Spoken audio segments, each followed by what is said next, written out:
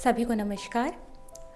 आज हमारे नाट्य शास्त्र की सीरीज़ का डे 3 है और जैसा कि आप सब जानते हैं कि हमने पिछली कक्षा में नाट्य शास्त्र के 36 अध्यायों के नामों की चर्चा की थी।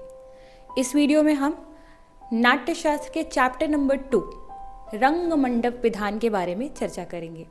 उसको डायग्राम के थ्रू समझने की कोशिश करेंगे। रंग मंडप के बारे में जानने से पहले हमें यह जानना जरूरी है कि आखिर इसको बनाने की आवश्यकता ही क्यों पड़ी। आई मीन टू से ऑडिटोरियम की ज़रूरत ही क्यों पड़ी, ओपन एयर में क्यों नहीं नाटक को खेला गया। तो जैसा कि आपको याद होगा कि पहले वीडियो में हमने चर्चा करी थी कि जब भरत मुनि और उनके पुत्रों ने सबसे पहला नाटक का मंचन किया था वह था देवासुर संग्राम। तो जब देवासुर संग्राम का मंचन हुआ तो उसमें दिखाया गया देवताओं की जीत और असुरों की हार। सामने असुर और देवता दोनों बैठे हुए थे, जिसमें से असुर विरूपाक्ष नामक असुर जो था वह क्रोधित हो उठा और उत्पात मचाने लगा, सब तहस नहस करने लगा। तो पौराणिक कथाओं की माने तो यहीं से ही ऑडिटोरियम का कंसेप्ट आता है। और अगर हम दूसरा कंटेक्स्ट देखें, भारत की भौगोलिक स्थिति देखें, इसका क्लाइमेट देखें, तो 4-4 महीनों को क्लाइमेट होता है, ठंडी, गर्मी, बरसात, जिसके कारण ओपन एयर थिएटर उतना सक्सेस नहीं है। इसके लिए हमें एक बंद ऑडिटोरियम की, हॉल की, जहाँ पर नाटक का अच्छे से मंचन किया जा सके, उसकी ज़रूरत है।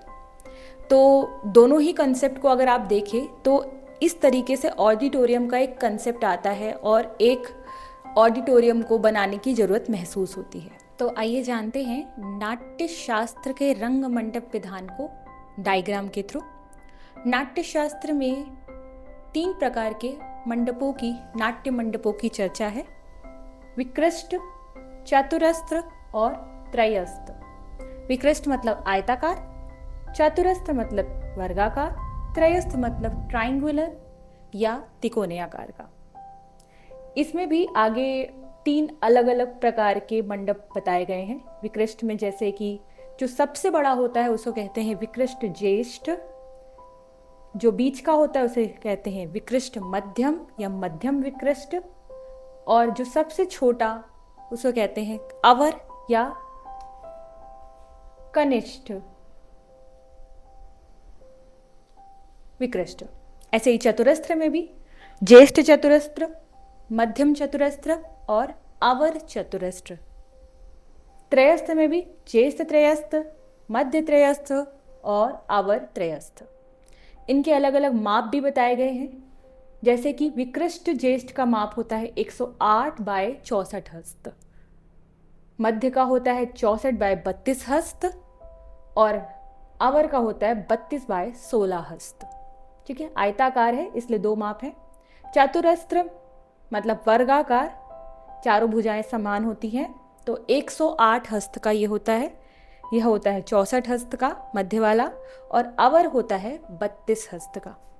त्रयस्थ में भी ये समबाहु है, मतलब समान भुजाएं हैं इनकी तीनों, तो ये 108 हस्त का है, यह 64 हस्त का है और यह 32 हस्त का होता है, अवर त्रयस्थ। ठीक है, यह एक मापदंड है जो नाट्यशास्त्र के अकॉर्डिंग बताई गई है, जिसको मैं यहाँ पर चर्चा करूँगी कि क्या मापदंड होता है। ठीक है, विकृष्ट में यह जो होता है मध्य विकृष्ट, इसे आदर्श रंग मंडप कहा जाता है। अकॉर्डिंग टू फॉर्मेशन इन सब में सबसे बेस्ट जो होता है वो ये होता है 64 बाय 32 हस्त वाला विकृष्ट मध्यम आदर्श रंग मंडप कहलाता है। आगे आने वाली वीडियो में हम इसी विकृष्ट मध्यम के बारे में विस्तार पूर्वक चर्चा करेंगे और आगे जानेंगे कि क्या मापदंड की इकाइयाँ हैं, किस तरीके से हस्त होता है, क्या हस्त होता है। तो जुड़े रहिए। नमस्कार, मिलते हैं आगे वीडियो में।